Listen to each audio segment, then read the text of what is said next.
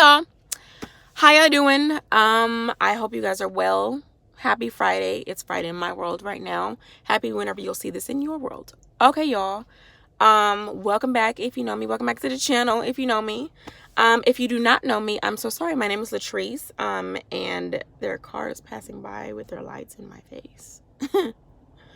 My name is Latrice. Nice to meet you. And this right here is Faith by Latrice, where faith is the muscle we exercise around here. Now let's get on into it. No dilly-dallying. Let's get into it, y'all. All right. So here's what stuck with me, because I was watching today. Once again, my pastor, PD, Pastor Dharius Daniels, and once again, I'm gonna put the link in the description below so y'all can get the full thing. I think it's like 39 minutes or whatever. But anyways, the point. Today's topic, la tema de hoy va a ser, don't sit on it.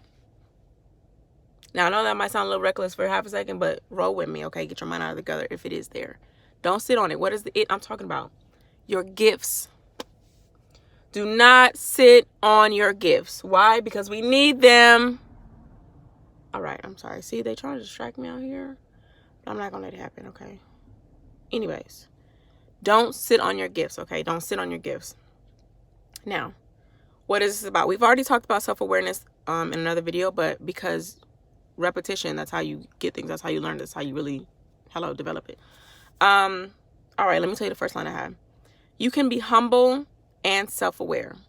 Did y'all know that? Did y'all know that? You can be humble and self-aware. Now, let's talk about the most humble and most self-aware person that ever lived on the planet Earth. Jesus. Yes, I'm talking about Jesus. Okay. He is the greatest example of someone being humble and self-aware. Now, this example that PD says all the time, which I have read the Bible, so I know this. He said this for a fact. Most of the things we know about Jesus, he told us about himself, right? The examples he often uses is, he's the one that said, I'm the way, the truth, and the life. Nobody gets to the Father except through me. He told us that. He said, destroy this temple, this body, in 3 days I'll raise it up again. He told us that, right? Now, here's an example that I had that came to me. Now, the story of, look this up, okay? If y'all don't know, look it up. It's okay. The woman with the issue of blood. Okay, once again, usa el internet. Tiene recursos para buscarlo, para entender lo que estoy diciendo ahora, okay? So, the story of the woman with the issue of blood. This story, for those of you who are familiar or who are not, basically, long story short, is there's a woman who had an issue of blood. She was bleeding for 12 years. She spent money on doctors. She tried all the treatments, did all the things. Nothing worked at all. For 12 years, this woman is bleeding. Now, there's a crowd. Jesus is walking through a crowd one day. There's mad people. There was always people following him.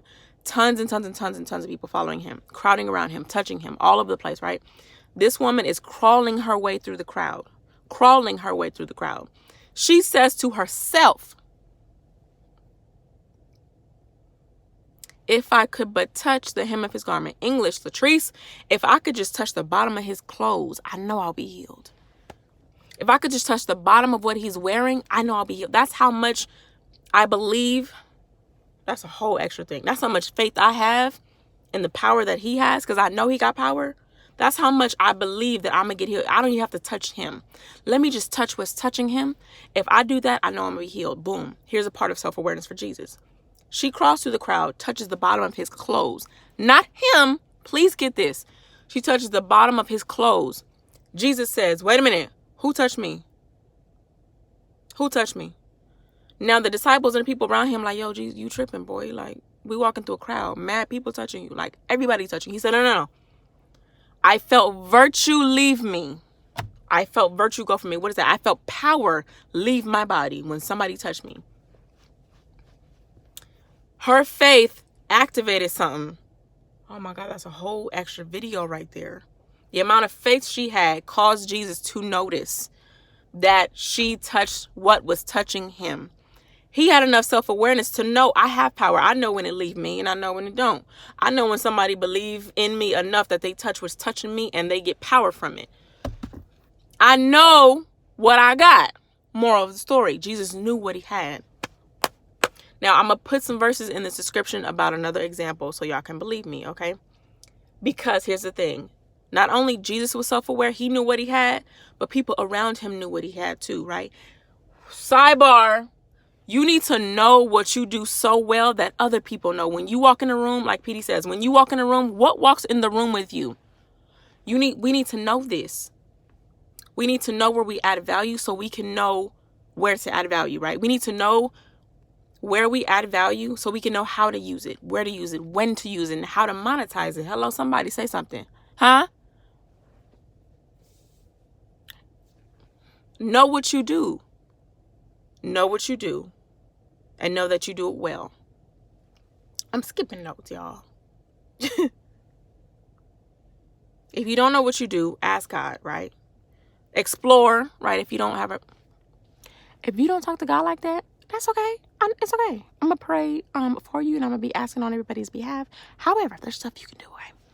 So if you don't know what your gifts are, like all of your gifts, all your talents, whatever, explore, try different things, try out what you like. You may like this thing that you never even thought you would like before. You may like this other thing. Try things, ask God, okay? And when you find that thing, there's things, multiple things, develop it, and then use it, okay? The example I'm going to give real quick is about Jesus turning water into wine. Boom. So basically the verses, I have it written down, but I'm going to paraphrase real quick. So Jesus' mom and his disciples were invited to a wedding. Boom. All of a sudden, they ran out of wine. Jesus' mom says, yo, Jesus, they ran out of wine. He tells her, woman, what you telling me for? My hour has not yet come. It ain't time for me to do what I got to do yet. What you talking about? What did Mary do? What did Jesus' mom do? She ignored what he said.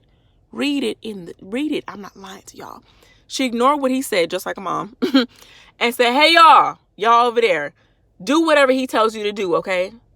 Because basically, moral of the story, we finna get this wine together for this party. Ain't nobody finna be cussing and throwing chairs because they ain't got no more liquor. Huh? So she said to the people over here, do whatever he tells you to do. And after that, he told them, go get those jars over there, put water in it, go take it to the master of the banquet, boom. By the time he drink it, it's going to be wine. Moral story. The point that why did I say that story? Why? Because like I said in the beginning, I need you to know what you do so well that it can't even be avoided. When you come in a room, everybody know what you do. Everybody know, oh, when Latrice show up, we know she's going to be the speaker of the room. We know she gonna start the conversation. We know she going to be directing people. We know she going to know what you do and do it well. That's it, y'all. That's all I got. I skipped some notes, but it don't even matter because y'all got what y'all going to get. Okay. Si nadie te ha dicho hoy que te estoy hablando ahora mismo en mi coche con mis luces prendidos y todo. I love you. I love you and I love me. Okay? Sure do. But listen, life be life. And but get what? We're going to prosper regardless. Bye.